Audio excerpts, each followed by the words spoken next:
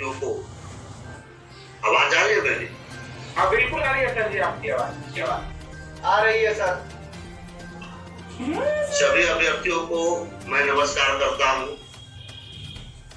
और काफी अहम प्रश्न आपने किया है।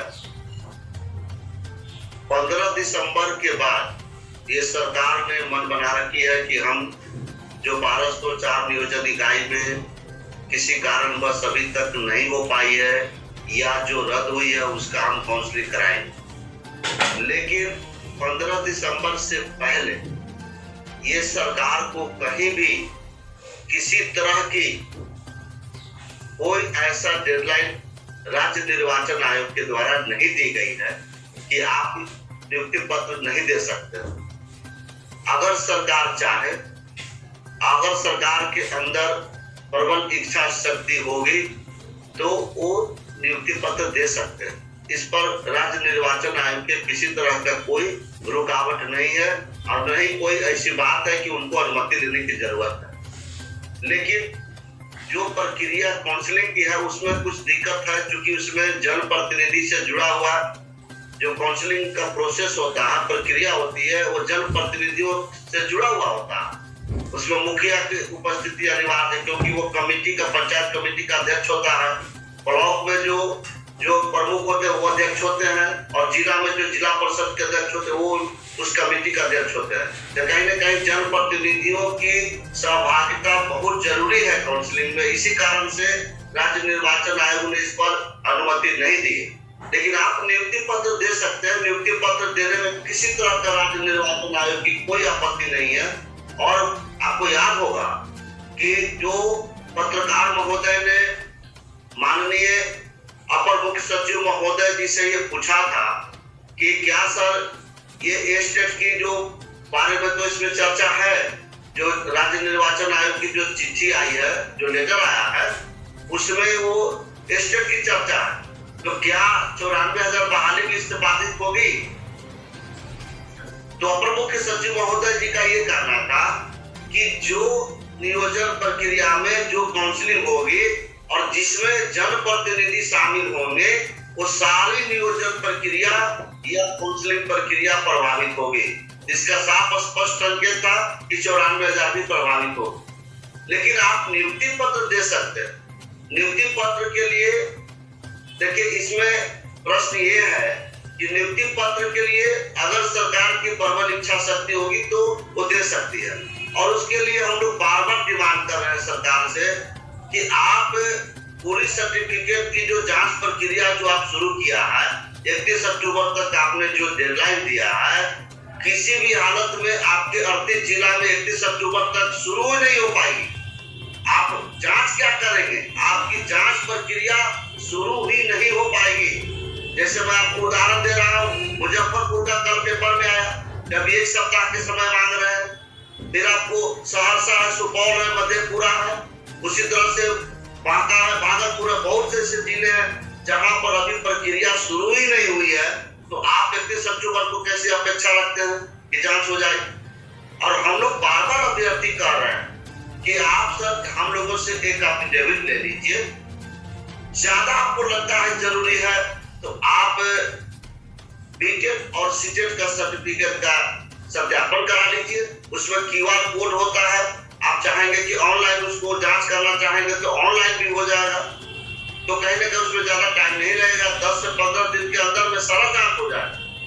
लेकिन सरकार पता नहीं ये जिद उनकी हठधार्मिता कहिए या सरकार अपने जिद पर अड़ी हुई है कि हम करेंगे तो सभी का काउंसलिंग कर लेंगे और काउंसलिंग के पश्चात ही सभी लोगों को सर्टिफिकेट का सत्यापन कराएंगे, अब तब जाकर के हम नियुक्ति पत्र देने का काम करेंगे। तो आप बताइए कि ये जो प्रक्रिया अभी 2 राउंड की अभी काउंसलिंग होने वाली है, एक 15 दिसंबर से 30 दिसंबर तक, फिर उसकी समीक्षा बैठक 31 अक्टूबर को समीक्षा बैठक होने वाली 31 अक्टूबर के बाद कि अभी जांच की प्रक्रिया कहां तक गई है। वो पूरे 38 जिला का जो DO और DPO जुड़ेंगे और अपर मुख्य सचिव प्राथमिक शिक्षा निदेशक महोदय माननीय मुख्यमंत्री माननीय शिक्षा मंत्री जी रहेंगे और उनसे समीक्षा करेंगे कितना जांच हुआ, नहीं हुआ, क्या हुआ।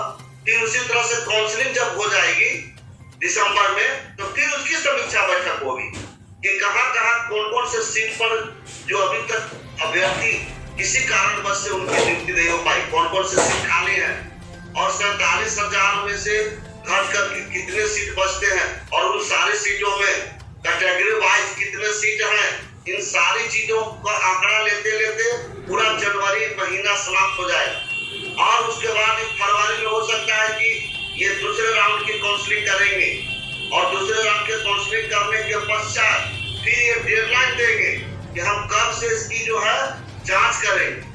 तो इससे साफ ये संकेत हो रहा है कि सरकार बिल्कुल ही इस बहाली प्रक्रिया को टाल मटोल करके आगे ले जाना चाहती है और यही सरकार के तरफ से अपर मुख्य सचिव प्राथमिक शिक्षा निदेशक महोदय को साफ स्पष्ट निर्देश दिया गया। इसीलिए अब ये हम लोगों के लिए बहुत विकट समस्या। दूसरी बात है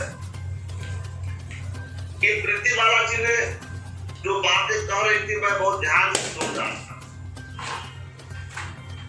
बिल्कुल वो सही बोल रही है कि हम लोगों के आपसी जो एकता है कहीं ना कहीं उसमें कमी आई है और इस बात को हमें स्वीकार करना होगा। किसी न किसी कारण से यहाँ पर चयनित के बीच में इस तरह की बातें की गई और उसके लिए हमारे जो वरिष्ठतम कुछ पदाधिकारी हैं उनकी भी गलती है।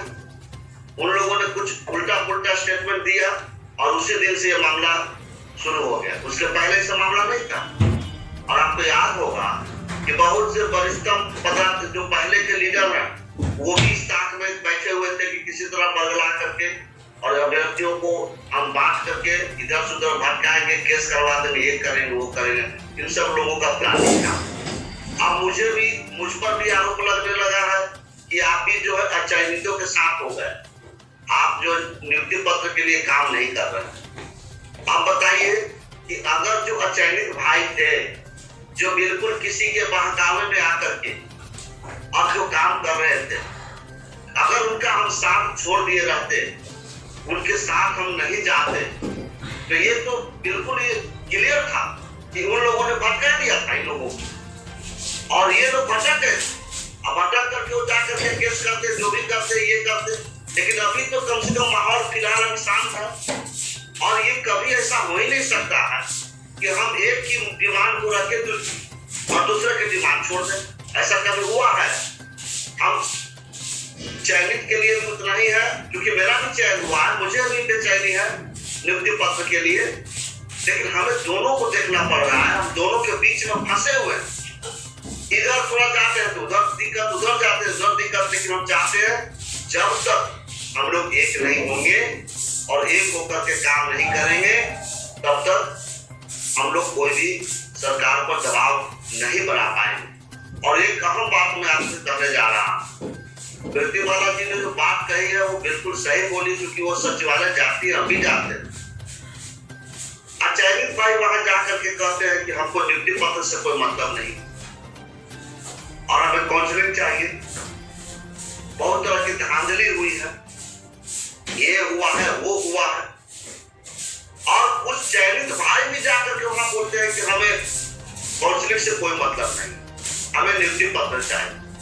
सरकार के नजर में तो चला गया कि ये दो भाग बन गए और सरकार इसकी फायदा उठा रही है। अब देखिए ट्विटर पर संग्राम रखा जाता है तो उसमें लोग कह रहा है कि अरे भाई ठीक है, किसी ने बनाया, गलती हो गई, उसकी हम क्षमा भी आपसे मांगे सुबह में सब लोगों से कि भाई मिस्टेक हुआ लड़का से, वो खुद हमसे फोन करके बोला कि हाँ सर हमको गलती हो गई है, लेकिन उसके लिए हम क्षमा भी मांगे कि भाई आप लोग मिल करके काम कीजिए। तो इस तरह का नहीं हुआ। कोई उधर कह रहा है कि हमारा मेरे पर मैसेज आया होगा, 100 मैसेज आया होगा कि जो चयन हो गया उनके साथ नाइंसाफी हो रही, अचयनित वाले लिखते हैं कि मेरे साथ नाइंसाफी हो रही। तो ये नाइंसाफी कौन कर रहा है? हम तो दोनों के साथ में हैं। ऐसा तो नहीं है कि हम किसी का साथ छोड़ दें, हम शुरू से इस मैटर को लेकर चल रहे हैं। तो हमें जो प्रीति बाला जी ने कहा कि जब तक हम लोग एक होकर के काम नहीं करेंगे, सरकार जो है वो बिल्कुल हमारी बात सुनने वाली नहीं है। और इस बात को समझ लीजिए, और इस हमारा जो कमजोरी को सरकार भली भांति भांप ली है, और उसका हम लोगों को खमियाजा अभी जो भुगत रहे हैं उससे ज्यादा खमियाजा अभी